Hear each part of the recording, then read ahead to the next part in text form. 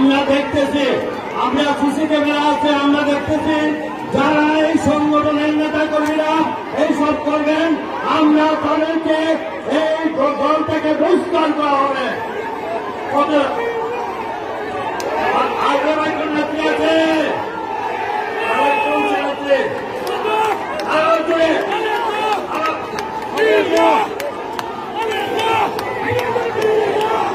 প্রিয় নেতৃবৃন্দ, যারা বিশৃঙ্খলা করছেন এটা বরদাস্ত করা হবে না।